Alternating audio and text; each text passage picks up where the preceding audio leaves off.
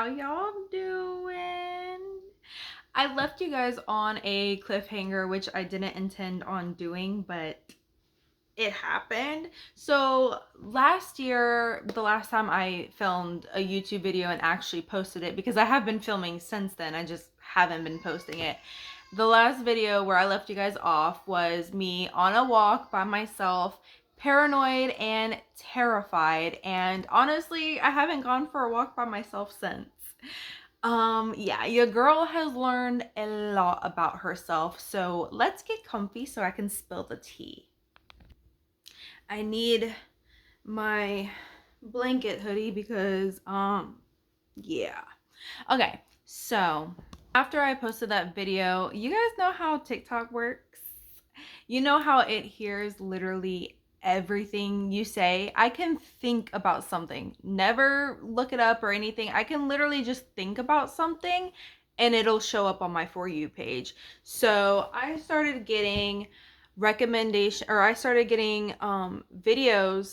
that were about mental health and like CPTSD, which I knew I always had CPTSD.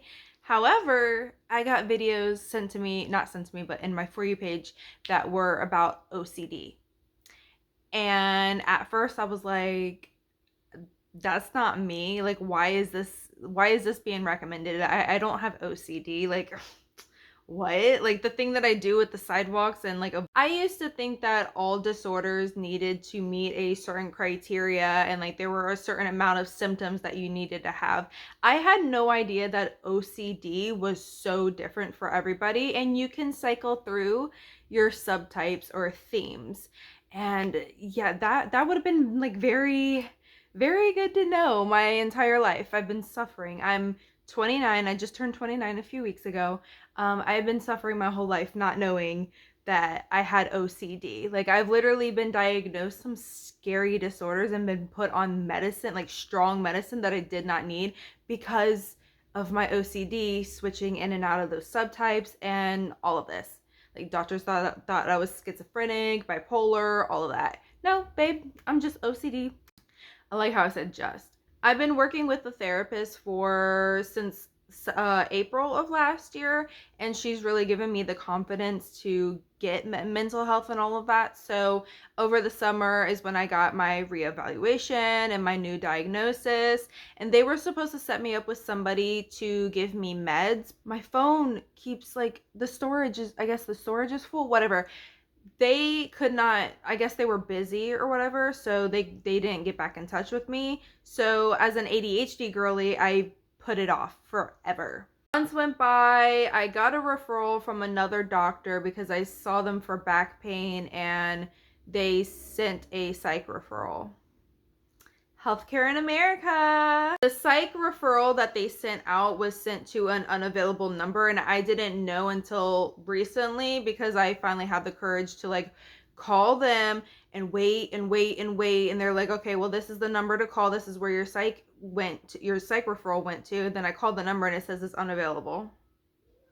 But the universe was on my side the other day because I hit up some like other clinics near me or whatever. Usually because I have been trying like here and there. I have been trying here and there to find a new psychiatrist or something, but it's just a daunting task. So it's just, you know, if you know what you know. So finally I called them. It was literally like 2 days ago. I think it was Tuesday. Yeah. I finally called an office, left a voicemail, and they called me right back. And they scheduled an appointment with me, and I was like, cool. And then they called me yesterday, a day later, and asked me if I can come in, I guess to fill a cancellation they had yesterday. Yesterday.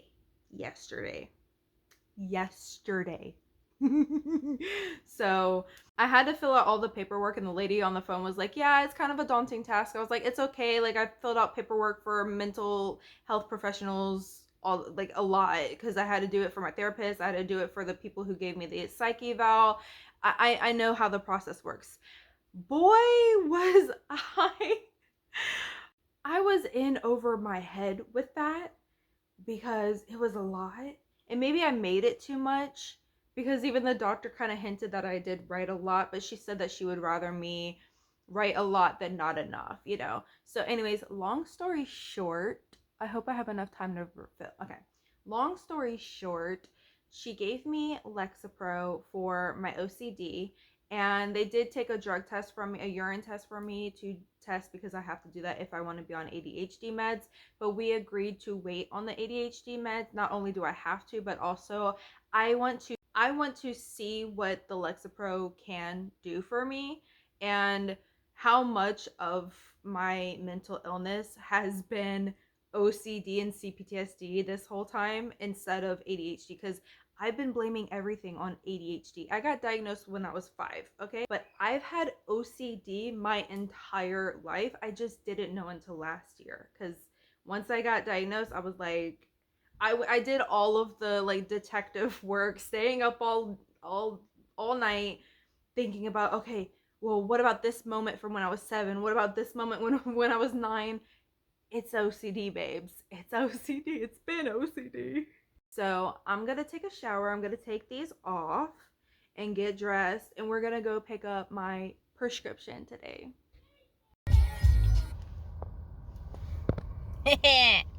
I'm vlogging in the line at CVS. I'm so excited because, you know what, I haven't been on meds, like I said, for 10 years, and these meds are literally going to help me hopefully get out of the house by myself. And here I am out of that. I'm that determined for getting help. Like, I'm that determined to get help. I'm so for real about this. I'm so serious. And like this is life changing. I'm so excited. I also need to put my my camera holder back up. I have a new one because we had to tear down the. We made it to our spot. I'm so excited. I haven't been to this spot in so freaking long because I've been too anxious to be here. But I realized that my cure, my solution for my anxiety, other than meds, because that's a huge thing, but like something that I can do outside of medication, that would help ease my nerves, is literally the thing that I've been wanting to do, which is filming and vlogging. Because my biggest fear is somebody stalking me or abducting me or something like that because of my past. Because I've had situations happen. So I'm like, you know what? If I am filming myself, that would deter them, right? Right? Right? Maybe not. I don't know. So, you know, like most people get anxious filming themselves in public. I don't. Like I used to, like, a little bit, like, you know, having people look at me or whatever, but I've realized that I want them to know that I'm filming so that they don't do no funny shit, you know? Because if you were gonna try some shit, it's on camera, baby. It's on camera. I'm not getting out of my car, though. I'm literally just chilling. I'm probably gonna sit here for a couple minutes. This is enough exposure therapy for me because there's people in their car chilling with the windows down and everything, so they're probably staring at me right now and everything. I just literally said that doesn't bother me. Okay, maybe it bothers me a little bit. I don't like people looking at me. I don't like being perceived. That's my thing. That's another huge thing. I had somebody think that I was saying it in a way that, like, because I was talking about my weight loss journey as well, I think somebody mistook what I said and thought that I meant that I'm like too big or something, that I'm like anxious about my body or whatever. I love my body. I've been this way for a long time, and I purposely made myself look this way so that I am less appealing to people. But turns out men don't give a fuck. Men will literally men will stick their thing in anything, honestly, anything. And yeah, that, as disgusting as that is, that's the truth, and I just have, that's the truth, and I just have to come to terms with that. But yeah, I'm running out of space in my storage, so it's Thursday. It's been a full 24 hours since I have been on Lexapro. That's exciting.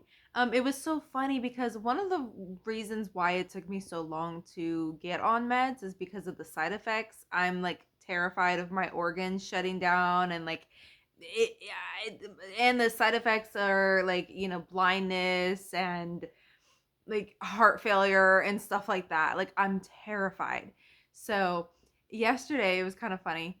I go to take my first pill and my husband's like, "Well, wait, what are the side effects of it?"